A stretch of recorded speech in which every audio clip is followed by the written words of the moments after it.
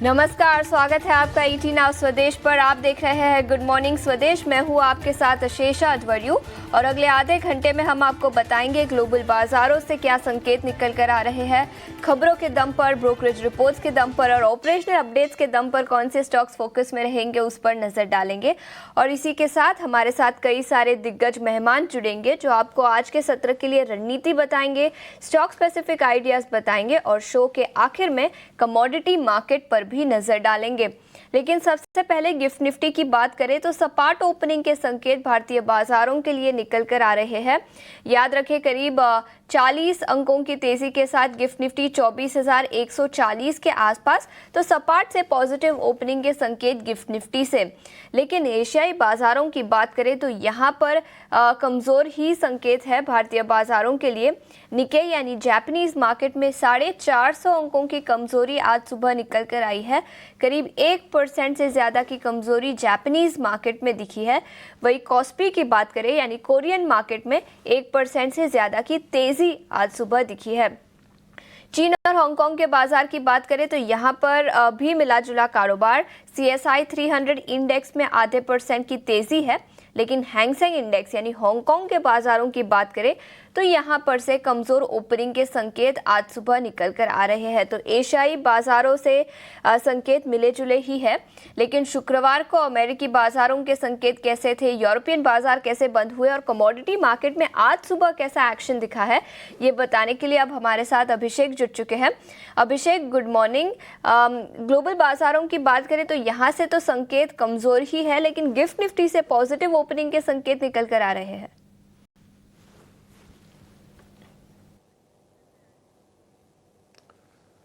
आशीषा, good morning. देखिए, हाँ, global बाजारों में अगर हम देखें तो एशिया में थोड़ा से मिक्स्ड संकेत हैं, लेकिन अगर हम अमेरिका की बात करें तो वहाँ से संकेत मजबूत हैं, क्योंकि वहाँ पर भी हुआ यही है कि लोअर लेवल्स पर थोड़ा सा कॉन्फिडेंस रीस्टोर हुआ है ट्रेडर्स का। लगातार 4-5 सत्र की कमजोरी हमने देखी थी डाउ जोन्स में, नेस्डेक में, लेकिन शुक्रवार का जो सत्र रहा है वो बड़ा तगड़ा रहा है।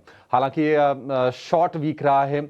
ये हफ्ता भी 4 दिनों का ही सत्र होगा, क्योंकि गुरुवार को बाजार बंद है वहाँ पर पूर्व राष्ट्रपति जिमी कार्टर की पुण्यतिथि के मौके पर। लेकिन शुक्रवार को हमने देखा कि डाउ जोन्स में, नेस्डेक में, S&P में 1 से लेकर 1.25% के आसपास की तगड़ी तेजी रही। और ये तेजी तब आई जब हमने देखा कि बॉन्ड यील्ड वहां पर स्पाइक कर रहे हैं। 10 ईयर की जो बॉन्ड यील्ड है 4.6% के आसपास पहुंच गई है, लेकिन बाजार का मोमेंटम लगातार मजबूत है। इनफैक्ट डॉलर की बात करें, डॉलर भी 2 हफ्ते के हाइस पर है। हमने शुक्रवार को देखा कि थोड़ा सा नीचे जरूर आया है डॉलर, लेकिन डाउ जोन्स 340 अंक, नेस्डेक अगर हम देखें 340 अंक, प्रतिशत के लिहाज से 0.2% के आसपास की तेजी डाउ जोन्स में रही है। इस हफ्ते जॉब रिपोर्ट के आंकड़े बहुत ही क्रूशियल है जो कि आएंगे शुक्रवार को, और काफी हद तक वो फेड की जो पॉलिसी है उस पर डिपेंड करेगी। देखते हैं कि किस तरह के आंकड़े निकल के आते हैं। अगर बहुत ही मजबूत आते हैं जॉब मार्केट के आंकड़े, तो शायद जो कटौती की उम्मीद है फेड से उसको थोड़ा सा धक्का जरूर लगेगा। लेकिन 2 हफ्ते बाद अब डोनाल्ड ट्रंप की ताजपोशी भी है। अमेरिका के राष्ट्रपति के तौर पर दूसरी बार वो शपथ लेंगे, तो एक वो इवेंट भी बाजारों के लिए काफी क्रूशियल होगा। और देखना होगा कि डोनाल्ड ट्रंप की फिर पॉलिसीज, नीतियां किस तरह की होती हैं। टैरिफ वॉर को लेकर, ट्रेड वॉर को लेकर उनके एक्शंस क्या होते हैं, इस पर नजर जरूर रहेगी। लेकिन अगर हम एशिया से संकेतों की बात करें तो आज हम कोरिया को अगर हम छोड़ दें तो बाकी सभी एशियाई बाजारों में नरमी का माहौल हम देख रहे हैं। जापान का बाजार निकेई करीब 400-450 अंकों पर कारोबार कर रहा है। हालांकि हांगकांग में, चीन में तेजी कम है, 0.25% के आसपास की तेजी है। ओवर द वीकेंड चीन के central bank PBOC, people's bank of China का स्टेटमेंट भी आया है, और उन्होंने कहा कि 2025 के लिए उनकी जो पॉलिसी स्टैंस होगी वो मॉडरेटली लूज होगी। ये पहले भी हम सुन चुके हैं, ये बयान आ चुके हैं। तो देखते हैं कि क्या कुछ एक्शंस होते हैं चाइना के सेंट्रल बैंक की ओर से। अगर हम अन्य संकेतों की बात करें, सोना ऊपरी स्तरों से थोड़ा सा नीचे आया है। 3 हफ्ते के हाई से हमने देखा कि अब $2650 के आसपास सोने का भाव है। और अगर हम कच्चे तेल की बात करें तो क्रूड में हमने जो तेजी देखी थी, 2 महीने की ऊंचाई पर कच्चे तेल के भाव पहुंचे थे, वहां पर टिक रहे हैं। हालांकि पिछले 3-4 दिनों की अगर हम बात करें तो ज्यादा उसमें तेजी नहीं आई है, लेकिन $76 के ऊपर कच्चे तेल के भाव सस्टेन कर रहे हैं। गिफ्ट निफ्टी 24,132, हल्की सी तेजी हमें यहां पर दिख रही है। तो आज एक शांत शुरुआत की उम्मीद करनी चाहिए। और चूंकि भारतीय बाजार लोअर लेवल से अच्छे से रिकवर करके ऊपर आए हैं, ग्लोबल ट्रिगर शायद उतने हमारे काम ना आए। लेकिन हाँ, नेस्डेक की जो तेजी है आईटी शेयरों को थोड़ा सा फ्यूल देने का काम जरूर करेगी। लेकिन अपने अपडेट्स, जो Q3 के अपडेट्स आ रहे हैं वो बहुत ही क्रूशियल होंगे। और निश्चित तौर पर इस हफ्ते के आखिर से अर्निंग सीजन की भी बाकायदा शुरुआत हो जाएगी Q3 की। देखते हैं कि वहां से किस तरह के आंकड़े आते हैं। तो डोमेस्टिक ट्रिगर बाजार के लिए धीरे धीरे यहां से काफी ज्यादा इंपॉर्टेंट होते जाएंगे। अब डोमेस्टिक ट्रिगर्स आईटी कंपनियों के नतीजे थर्सडे और फ्राइडे को आते हुए नजर आएंगे। एवेन्यू सुपरमार्ट जैसी कुछ कंपनियों के नतीजे सैटरडे को आएंगे। तो कई सारे डोमेस्टिक ट्रिगर्स होंगे। लेकिन ग्लोबल बाजारों की बात करें तो अमेरिकी बाजार हरे निशान में बंद हुए थे, लेकिन एशियाई बाजारों से आज सुबह मिले जुले संकेत निकल कर आ रहे हैं। अभिषेक, शुक्रिया पूरी डिटेल्स के साथ हमारे साथ जुड़ने के लिए। लेकिन एफआईआईस और डीआईआईस के आंकड़ों पर नजर डाल लेते हैं। याद रखें, गुरुवार के सत्र में एफआईआईस ने खरीदारी की थी, लेकिन शुक्रवार को फिर एक बार बिकवाली दिखी। करीब 4,300 करोड़ की बिकवाली शुक्रवार के सत्र में दिखी थी। वहीं डीआईआईस ने फिर एक बार 820 करोड़ की खरीदारी की। इंडेक्स फ्यूचर्स में करीब 1920 करोड़ की बिकवाली दिखी। इंडेक्स ऑप्शंस में करीब 3,130 करोड़ की बिकवाली। स्टॉक फ्यूचर्स में 1,420 करोड़ की बिकवाली। वहीं स्टॉक ऑप्शंस में भी करीब 40 करोड़ की बिकवाली शुक्रवार के सत्र में दिखी थी। तो हाँ, एफआईआईस की बिकवाली का ट्रेंड जो एक दिन के लिए पॉज हुआ था गुरुवार को, वो फिर एक बार रिवर्स हुआ और शुक्रवार के सत्र में भी फॉरेन इंस्टीट्यूशनल इन्वेस्टर्स ने करीब 4,500 करोड़ की बिकवाली की थी।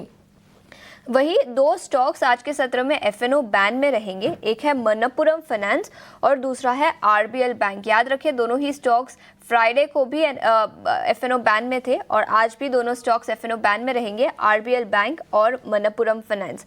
इसके अलावा डिम्पी हमारे साथ जुड़ नहीं पाए, लेकिन उन्होंने अपने लेवल्स हम तक जरूर भेजे हैं, उस पर एक बार नजर डाल लेते हैं। निफ्टी के सपोर्ट लेवल्स 23,800 और 23,700 होंगे और 24,200 और 24,400 ये इंपॉर्टेंट रेजिस्टेंस लेवल्स होंगे। बैंक निफ्टी की बात करें तो 50,800 और 50,500 ये इंपॉर्टेंट सपोर्ट लेवल्स होंगे और 51,200, 51,500 ये दोनों रेजिस्टेंस लेवल्स होंगे। तो ये कुछ लेवल्स जहां पर आपको आज के सत्र के लिए नजर रखनी चाहिए। लेकिन आगे बढ़ते हैं, बाजार पर विस्तार में चर्चा करने के लिए अब हमारे साथ जेएम फाइनेंशियल सर्विसेज के senior vice president Akshay Bhagwat जुड़ चुके हैं। Akshay, good morning. और शुक्रवार के सत्र में कमजोरी दिखी थी, लेकिन पूरे हफ्ते की बात करें तो करीब 1% की तेजी के साथ निफ्टी बंद होता हुआ नजर आया। आज के लिए कौन से लेवल्स पर नजर रखनी चाहिए और रणनीति क्या बनानी चाहिए? Good morning. तो आप देखें कि 24,000 जो है काफी इम्पोर्टेंट लेवल है। ये लेवल के ऊपर सस्टेन करने के लिए जो है काफी प्रयत्न देखा हमने प्राइम ट्रेडिंग सेशन में, पर जस्ट 24,000 के आसपास क्लोज हुए। तो अभी तक कंप्लीट क्लैरिटी नहीं मिल पा रही है, क्योंकि अगर आप देखें तो वीकली एक्सपायरी डेट था जो पिछले हफ्ते, उस पर बहुत बड़ी तेजी देखी। उसका जो फॉलो अप मूव था उसमें थोड़ी सी निराशा देखी हमने। पर अभी तक जब तक 23,950 ये एक बहुत इंपॉर्टेंट लेवल रहेगा, क्योंकि एक ब्रेकआउट जोन है निफ्टी का। तो जब तक 23,950 होल्ड करते हैं निफ्टी शॉर्ट टर्म ट्रेडिंग या इंट्राडे के लिए, तब तक निफ्टी का व्यू पॉजिटिव रहेगा। तो आज का ओपनिंग पॉजिटिव दिख रहा है, ऑल्दो माइल्ड पॉजिटिव है निफ्टी, फिर भी 23,950 के ऊपर है।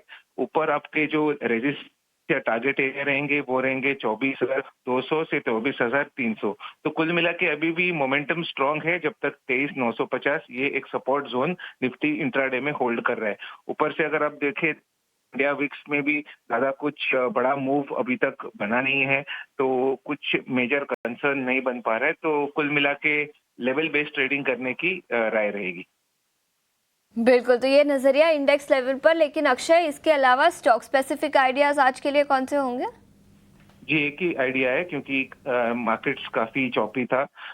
तो टाटा मोटर्स ये एक ऑटो में जो स्टॉक है, इसमें बहुत बढ़िया मूव हमने फ्राइडे के ट्रेडिंग सेशन में देखा। इसमें अगर आप देखें तो एक पॉसिबल रिवर्सल है, क्योंकि स्टॉक काफी पिटा हुआ है गए 3 महीनों से। और जिस तरीके का मूव उसने फ्राइडे को दिखा, इरिस्पेक्टिव ऑफ द मार्केट, तो इसमें काफी मजबूती है। आपको टाटा मोटर्स बाय करना है 812 और 825, ये दो टारगेट एरिया के लिए। स्टॉप लॉस आप ट्रेडिंग के लिए से 774 का बना के चले। ऑटो सेक्टर से टाटा मोटर पर खरीदारी की राय, 825 तक के लेवल्स नजर आ सकते हैं और 774 का स्टॉप लॉस बनाने की सलाह। अक्षय, शुक्रिया समय निकालकर हमारे साथ जुड़ने के लिए। आज के लिए रणनीति और स्टॉक स्पेसिफिक है, खबरों के लिहाज से कौन से स्टॉक्स फोकस में रहेंगे वो बताने के लिए अब हमारे साथ शरद स्टूडियो में जुड़ चुके हैं।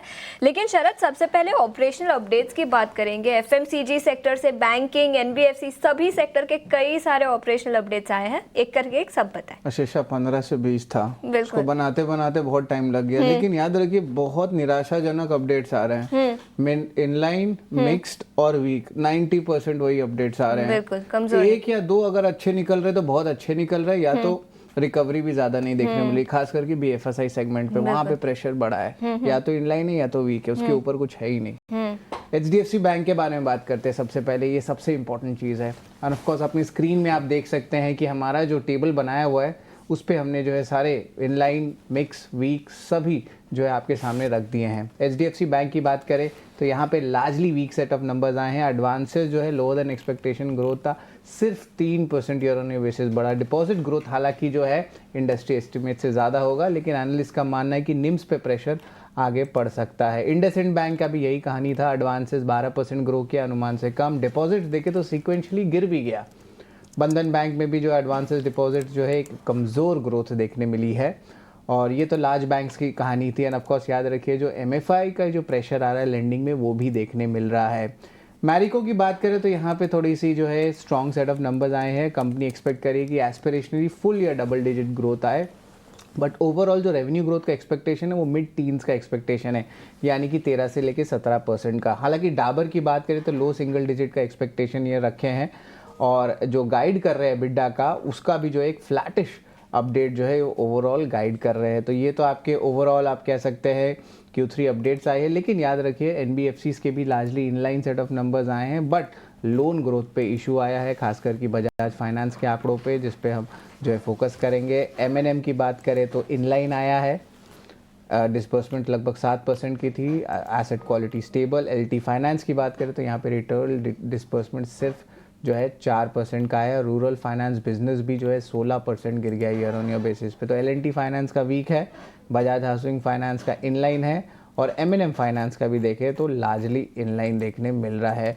बट ऑफ कोर्स नायका की बात करें तो यहाँ पे अच्छी जो है स्ट्रेंथ देखने मिली है, और यहाँ पे जो है ऑफ कोर्स बहुत अच्छी मूवमेंट देखने मिल सकती है। बहुत क्वार्टर बाद अशेषा यहाँ पे एक अच्छी डेवलपमेंट जो है नायका में देखने मिली है। आप देख सकते हैं यहाँ पे लगभग जो है हायर देन मिड 20s की ग्रोथ नेट रेवेन्यू में देखने मिल सकती है। खासकर कि जो बीपीसी सेगमेंट होता है, ब्यूटी पर्सनल केयर सेगमेंट, वो अच्छा किया, और फैशन इनलाइन रहा है। तो ये ओवरऑल अपडेट आई है। मुझे मैरिको और नायका स्टैंड आउट लगा है यहाँ पे, और बाकी बीएफएसआई स्पेस में पेन बहुत है। बीएफएसआई स्पेस के ऑपरेशनल अपडेट्स कमजोर, मैरिको और नायका इन दोनों कंपनियों के ऑपरेशनल अपडेट्स अच्छे रहे। लेकिन शरद, इसके अलावा कई सारे स्टॉक्स खबरों के लिहाज से भी फोकस में रहेंगे। आईटीसी जो पिछले हफ्ते फोकस में रहा है, आज भी वहां पर एक्शन दिखेगा, रिकॉर्ड डेट है, उसके बारे में भी जी बिल्कुल। आज सबसे इंपॉर्टेंट तो एफएमसीजी अपडेट्स तो ठीक है, हमें समझ में आता है, मार्केट भी फैक्टर इन कर दे, वीक है, प्रेशर है, लेकिन आईटीसी बहुत इंपॉर्टेंट है आज। खास करके अगर आप शेयर होल्डर हो, आपको आईटीसी होटल्स का ट्रेड करना है। ये इंपॉर्टेंट बात मैं बता देता हूँ कि ऑफकोर्स आज जो है, आज रिकॉर्ड डेट होने वाला है। जो आईटीसी के आप शेयर होल्डर अगर है तो आज वो डिटरमाइन किया जाएगा कि आपको आईटीसी के होटल के शेयर्स मिलते हैं कि नहीं। और याद रखिए जो रेशियो है ये मैं बता देता हूँ, नोट कर लीजिए। 10 शेयर अगर आप होल्ड करते हैं तो आपको 1 शेयर मिलेगा आईटीसी होटल्स का। अभी लिस्टिंग डेट उन्होंने बताया नहीं है, लेकिन ओवरऑल जो है हिस्ट्री जो कहता है, जिस तरह जेएम फाइनेंशियल मतलब जियो फाइनेंशियल की हम बात करें और इंपॉर्टेंट बात करें तो 1.5 महीना लग सकता है, मतलब मिड फेब तक जो है लिस्टिंग हो सकती है। जिसका जो फेयर वैल्यू है ये बड़ा रेंज आ रहा है, अलग अलग ब्रोकिंग हाउसेस के रेंज आ रहे हैं, 150 से लेके 300 रुपये तक आ रहे हैं। तो ओवरऑल जो है फेयर वैल्यू की रेंज बहुत बड़ी है। बट याद रखिएगा आईटीसी में आज इंपॉर्टेंट डेट है, खास करके अगर आपको एलिजिबिलिटी चाहिए आईटीसी होटल्स में। तो एचडीएफसी बैंक अपडेट के बाद एक इंपॉर्टेंट और अपडेट आई है, पर ये ऑपरेशनल अपडेट नहीं है। आरबीआई ने अप्रूवल दी है बैंक को, क्योंकि जो एग्रीगेट होल्डिंग है 9.5% तक जो है कर सकती है कोटक महिंद्रा बैंक में, एयू स्मॉल फाइनेंस बैंक में और कैपिटल स्मॉल फाइनेंस बैंक में। इनके ऑफकोर्स थोड़े बहुत स्टेक्स हैं, बट ये जो रेगुलेटरी लिमिट है उसके नीचे है, बट ये एज एन इन्वेस्टमेंट ही है, not acquisition. Tata steel, JSW steel पे भी नज़र रखिएगा। रिपोर्ट्स आ रहे हैं कि गवर्नमेंट जो है एक और round of PLI scheme announce कर सकता है स्टील सेक्टर के लिए। एंड ऑफकोर्स थोड़े दिन पहले ही जो था, जो स्टील की जो बॉडी थी, उन्होंने जो है ऑफकोर्स ड्यूटीज़ का भी रिक्वेस्ट किया और कुछ इंपॉर्टेंट पॉजिटिव अनाउंसमेंट जो है कुछ कंट्रीज़ के थ्रू, जो चाइना स्टील वाया इंडिया आता है उसके लिए जो है अनाउंस भी किया गया था, जो कि पॉजिटिव था सेंटिमेंटली स्टील कंपनीज़ के लिए। ब्रिगेड एंटरप्राइजेस की बात करें तो रेजिडेंशियल प्रोजेक्ट स्टार्ट करने वाले हैं, जिसका ग्रॉस डेवलपमेंट वैल्यू लगभग 2700 करोड़ का रहेगा। लेकिन एक चीज़ बता दूं, ब्रोकरेजेस जो है थोड़े बुलिश नहीं है बेंगलुरु बेस्ड कंपनीज़ में, खासकर की तीसरी तिमाही की अपडेट को लेके, क्योंकि वहाँ पे जो है ऑफकोर्स कुछ जो है डिलेज हुई हैं उनके रेगुलेशंस के कारण, इसलिए वहाँ पे प्रॉपर प्री सेल्स पिकअप नहीं देखने मिली है। JSW infra container train operator licence मिला है इनको सिकाल मल्टी मॉडल रेल ट्रांसपोर्ट से। वही एनटीपीसी की आर्म को 1000 मेगावाट का सोलर पीवी पावर ऑक्शन में उन्होंने जीत आई है। और कोटक महिंद्रा बैंक में खास करके जो है हमने देखे हैं कि इम्पोर्टेंट लेवल्स पे लोग ने क्विट किए हैं पिछले 1.5 से 2 साल में। और यहाँ पे एक और जो है रेजिग्नेशन आई है मिलिंद नागूर की, जो कि चीफ ऑपरेटिंग ऑफिसर है और चीफ टेक्नोलॉजी ऑफिसर है। तो ये बड़ा पोस्ट होता है ऑफकोर्स मैनेजमेंट का। तो यहाँ पे एक रेजिग्नेशन देखने मिली है। रेजिग्नेशन पर्सनल रीजंस के है, लेकिन नेवरदलेस नेगेटिव बायस जो है इम्पैक्ट आ सकता है स्टॉक में। कोटक महिंद्रा बैंक सीओओ के रेजिग्नेशन के चलते इसके अलावा स्टील स्टॉक्स, आईटीसी और कई सारे स्टॉक्स जो खबरों के लिहाज से फोकस में रहेंगे। शरद, शुक्रिया पूरी डिटेल्स लेकर हमारे साथ जुड़ने के लिए। आगे बढ़ते हैं, कमोडिटी मार्केट पर नजर डालते हैं और रविंदर अब आज हमारे साथ जुड़ चुके हैं। रविंदर, कई सारे ऑपरेशनल अपडेट्स आए तो जिसके चलते कई सारी ब्रोकरेज रिपोर्ट्स भी आई होंगी, बताएं ब्रोकरेज हाउसेस का क्या कहना है? जी, तो सबसे पहले हम शुरुआत करेंगे एचडीएफसी बैंक की, जहां पर बर्नस्टीन की रिपोर्ट आ रही है और उन्होंने आउट परफॉर्म रेटिंग को मेंटेन रखा है और टारगेट प्राइस 2300 का रखा है। उनका कहना है कि बैंक का जो डिपॉजिट ग्रोथ है वो हेल्दी रहा है, जिसमें 16% का अपटिक देखने को मिला है ईयर ऑन ईयर बेसिस पर। वहीं अगर इंडस्ट्री की बात की जाए तो उसमें 11 से 12% का ग्रोथ देखने को मिला है। तो ओवरऑल एचडीएफसी बैंक ने जो Q3 अपडेट्स अनाउंस किए हैं वो पॉजिटिव है। इसी के साथ साथ डाबर पे भी नोट आ रही है मैक्वारी की, जहाँ पर उन्होंने न्यूट्रल रखा है, न्यूट्रल रेटिंग को मेंटेन रखा है और टारगेट प्राइस 560 का रखा है। उनका कहना है कि डाबर का जो Q3 अपडेट था वो वीकर देन एक्सपेक्टेड था और फ्लैटिस हेल्थ केयर सेल्स और म्यूटेड परफॉर्मेंस इन बेवरेजेस के चलते कंपनी का जो Q3 का जो सेल है वो स्लोअर रहा है और जो एबिटा मार्जिन है उसमें भी जो है गिरावट देखने को मिली। इसी के साथ साथ CLEC की नोट आ रही है डाबर पर और उन्होंने होल्ड रेटिंग को मेंटेन रखा है और टारगेट प्राइस 582 का रखा है। उनका कहना है कि ऑपरेटिंग प्रॉफिट मार्जिन जो था वो फ्लैटिश रहा है और रूरल ग्रोथ जो था वो रेजिलेंट था, लेकिन फास्टर था अर्बन से। मॉर्गन स्टैनली की भी नोट आ रही डाबर पर, जहाँ पर उन्होंने मेंटेन रखा है इक्वल वेट रेटिंग और टारगेट प्राइस 531 का रखा है। उनका कहना है कि जो Q3 कंसोलिडेटेड रेवेन्यू था वो ग्रो हुआ है लो सिंगल डिजिट से और विंटर में डिले के चलते कंपनी का जो हेल्थ केयर पोर्टफोलियो है उसमें इम्पैक्ट देखने को मिला। रूरल डिमांड जो है वो कंटिन्यू किया है आउट परफॉर्म अर्बन को। इसी के साथ साथ बात करें CLSC की नोट आ रही है मैरिको की, जहाँ पर उन्होंने मेंटेन रखा है अंडर परफॉर्म रेटिंग और टारगेट प्राइस 482 का रखा है। उनका कहना है कि कंपनी का जो एक्सपेक्ट था फुल ईयर गाइडेंस का वो अभी भी डबल डिजिट का वो कंपनी मीट कर रही है और डोमेस्टिक बिजनेस जो है उसमें सिक्वेंशियल इंप्रूवमेंट देखने को मिला है वॉल्यूम ग्रोथ में। इसी के साथ साथ मॉर्गन स्टैनली की भी नोट आ रही है मैरिको पर, जहाँ पर उन्होंने इक्वल वेट रेटिंग को मेंटेन रखा है और टारगेट प्राइस 625 का रखा है। जहाँ पर उनका कहना है कि जो Q3 रेवेन्यू था ग्रोथ था वो मिड टीन्स पर देखने को मिला है और डिमांड ट्रेंड जो था वो स्टडी था और रूरल कंजम्पशन में जो है इंप्रूवमेंट देखने को मिला और डोमेस्टिक वॉल्यूम ग्रोथ में भी जो है इंप्रूव देखने को मिला सिक्वेंशियली। इसी के साथ मैक्वेरी की भी नोट आ रही है मैरी के ऊपर, जहाँ पर उन्होंने आउट परफॉर्म रेटिंग को मेंटेन रखा है और टारगेट प्राइस 570 का रखा है। जहाँ पर उनका कहना है कि जो सीक्वेंशियल इंप्रूवमेंट देखने को मिला है डोमेस्टिक वॉल्यूम ग्रोथ में और कंसोलिडेटेड सेल्स ग्रोथ जो था वो मिड टीन पर देखने को मिला है। बात करें मेटल्स एंड माइनिंग की, जहाँ पर जेफरीज की नोट आ रही है और उन्होंने जो है हिंडाल के ऊपर बाय रेटिंग मेंटेन रखा है और टारगेट प्राइस 800 का रखा है।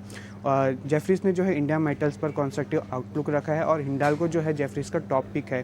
उनका कहना है कि यूएस और चाइना में डिमांड में इंप्रूवमेंट देखने को मिल सकती है 2025 में, और जो है ईपीएस रेज किया FY25 का 27 से हिंडाल्को का 1 से 9% पर।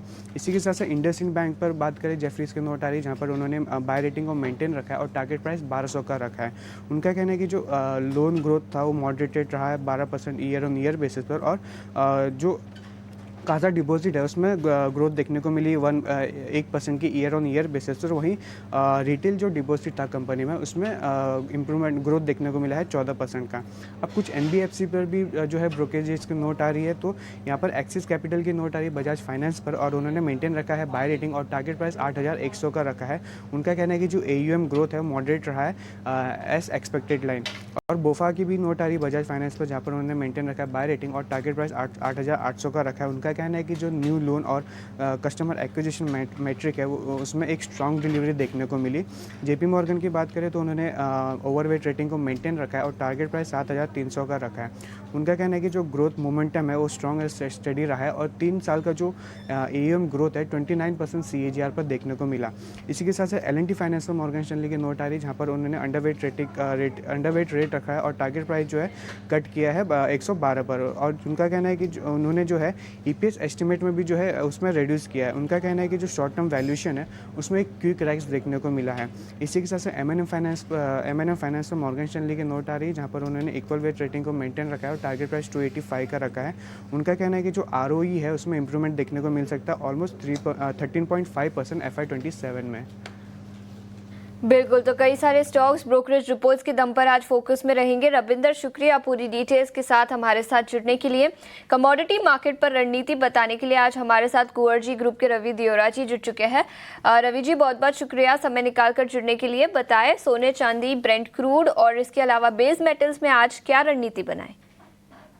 Good morning. डेफिनेटली आज थोड़ा ग्रीन डे हो सकता है, पर्टिकुलर जो डेटा के पहले लास्ट स्विंग सेशन में डॉलर इंडेक्स में थोड़ा दबाव आया था। उसके अलावा देखें तो ट्रेजरी भी स्टेबल है, तो लग रहा है कि आज थोड़ा शॉर्ट कवरिंग के लिए प्ले करना है।